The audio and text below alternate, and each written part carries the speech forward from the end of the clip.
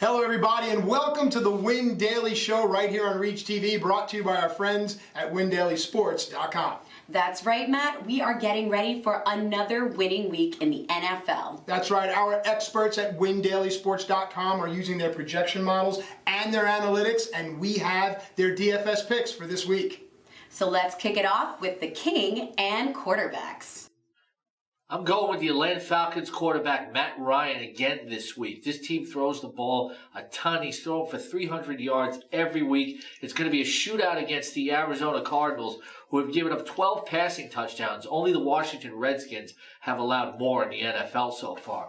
And if you want to save even a little more money, here comes the Minnesota Vikings passing game all of a sudden again under Kirk Cousins. And look, the receivers are good. Stephon Diggs is happy now. And they're facing a Philadelphia Eagles secondary that is third worst in passing yards per game allowed to opposing quarterbacks.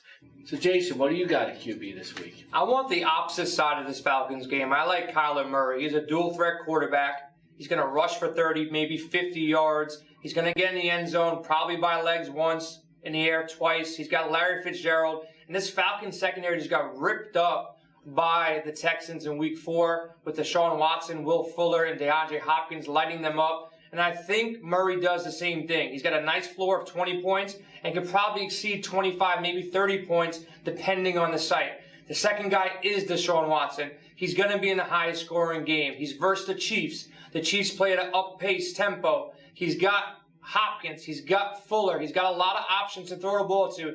This game is going to be a 50, 60-point game when it's over, and Deshaun Watson will probably be your top quarterback.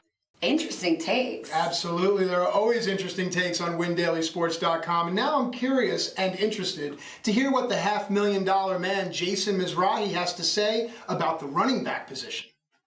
We want to pay up at running back, and we want Ezekiel Elliott. Take recency bias out of the equation here. He's facing off against the Jets. The Jets are probably going to lose this game by 10, 20, maybe even 30 points because they have no offense.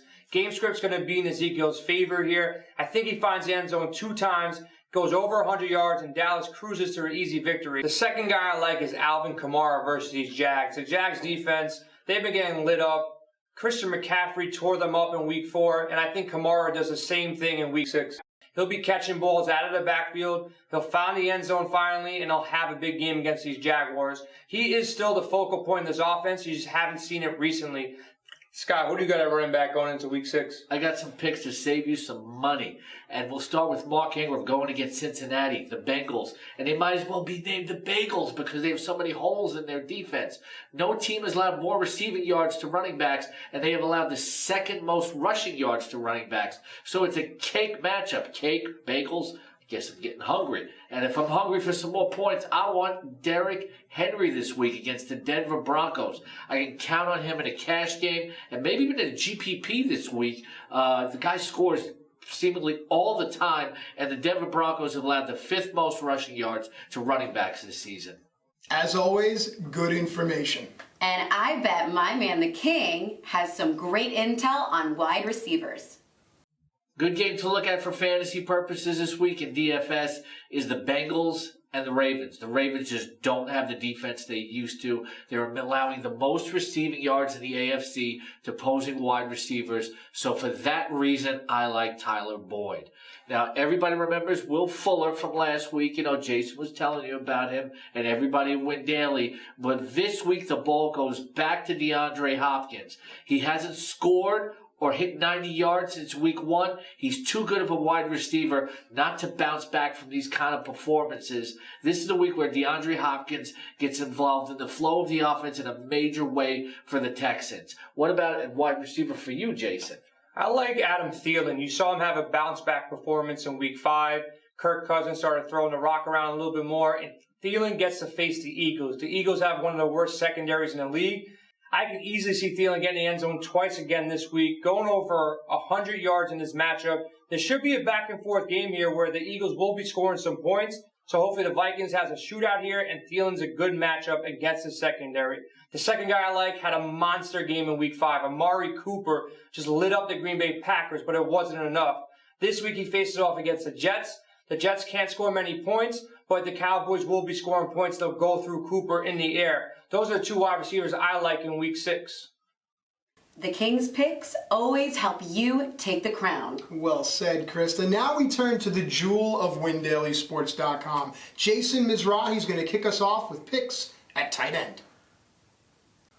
It doesn't get much easier than Austin Hooper in Week 6. These Arizona Cardinals cannot cover a tight end. They haven't been able to cover one in the past 3 or 4 years. I've been targeting them in DFS every time they're facing against a tight end. And this week they actually get a tough matchup with Austin Hooper. Hooper's Matt Ryan's favorite target in the end zone. He will find the end zone in Week 6. He will get you multiple receptions. I'll see a 20-point game out of Hooper in Week 6. Scott, who do you got at tight end going into Week 6? Hard to disagree with Austin Hooper, but you really know who the good tight ends are. There aren't too many punts this week.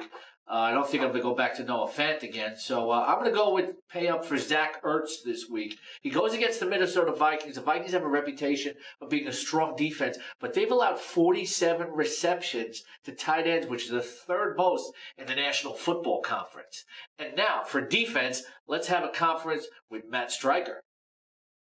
All right, thanks, Scott. This week I have an obvious and a not so obvious from the defensive side of the football. First and foremost is the obvious. I'm going to pick on the New York Jets. They may very well be the worst team in the league. Dallas Cowboy defense has to be the play here. Then, if the Jets aren't the worst, then perhaps the Miami Dolphins are, and they're taking on the Washington Redskins. I'm going to go with the Hogs defense here as well. Those are my picks. Krista, what do you got? Go to WinDailySports.com and sign up for a free account. One lucky member each month will be upgraded to a premium gold account.